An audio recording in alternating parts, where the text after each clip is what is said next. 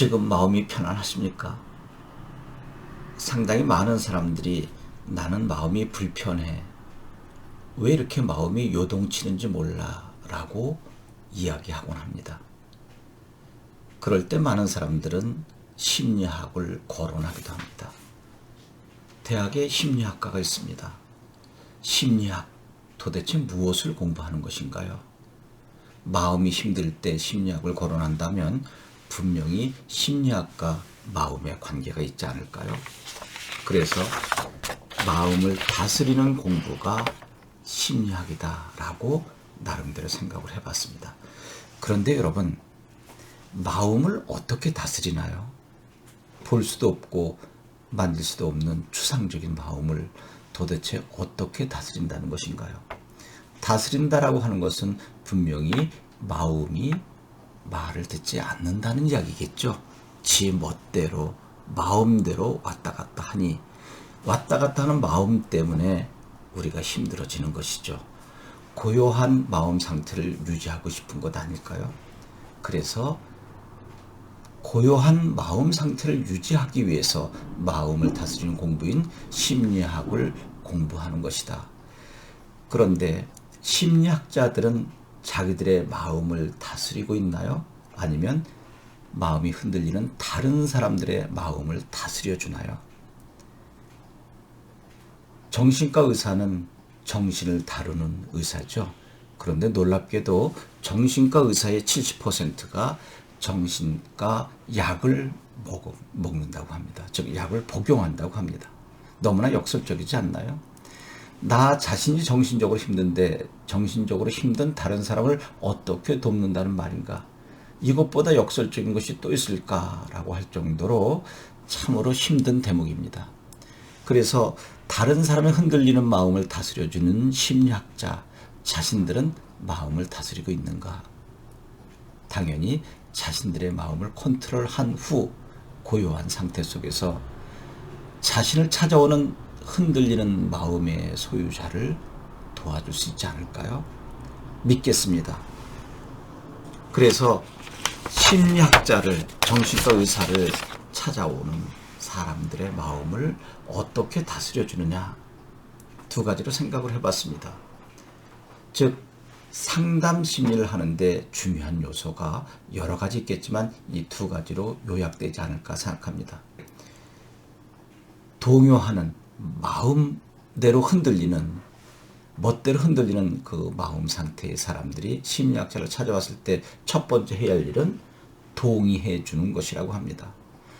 가능한 한 심리학자가 많은 말을 해서 그들을 안정시켜 주는 것이 아니라 그들의 마음속에 있는 혼란한 생각들을 마음껏 끄집어내 주는 것이라고 합니다.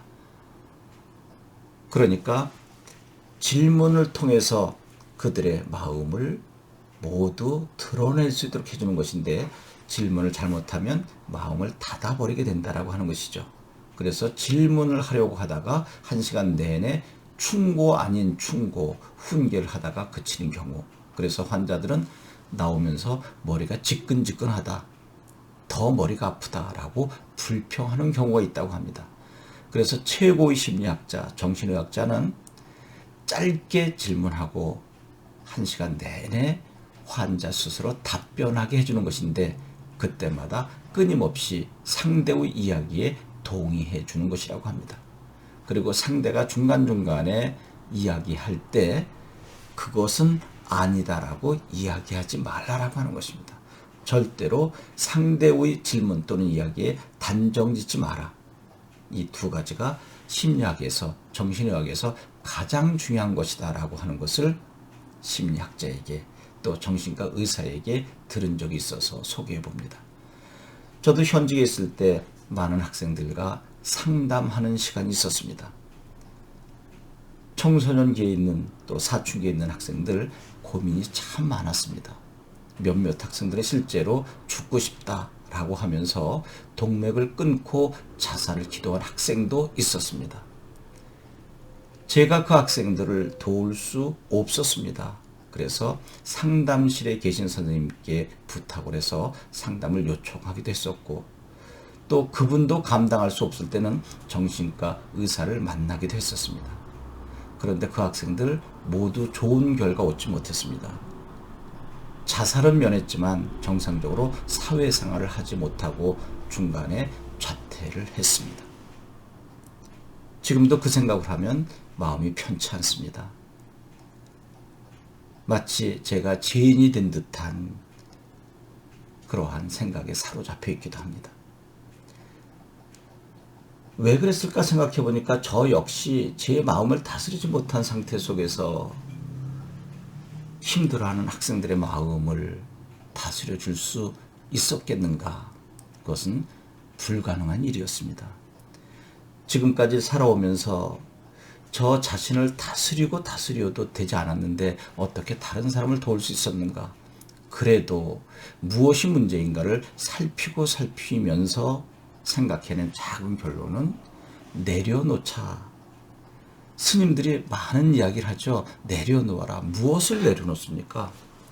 마음을 내려놓아라. 불필요한 생각들을 가능한 한 내려놓아라. 말이 쉽지 내려놓으려고 하면 더 많은 상념들이 떠올라서 그야말로 만리장성을 쌓게 되더라고요. 생각에 꼬리가 연결돼서 그 늪 속에 빠져서 나오지 못하게 되더라고요. 그래서 명상을 하라. 명상을 하는 과정이 조용한 상태라 더 많은 잡념이 생기더라고요. 운동을 하라. 운동을 처음엔 하지만 운동하는 과정 속에 생각이 많아져서 달리던 걷던 순간도 멈추게 되더라고요. 음악을 들어라. 처음에는 음악을 듣고 안정되는 것 같은데 어느 순간 머릿속에 잡념이 음악과 섞여서 더 혼동되는 경우가 많았습니다. 그런데 지금 어느 정도 안정이 된 건 무엇인가 생각을 해보니까 나이가 드니까 어느 정도 되더라고요. 제가 노력해서 된 것은 아닌 것 같습니다. 그래서 전문가, 전공자가 있지 않나 하는 생각을 겸손하게 해봅니다.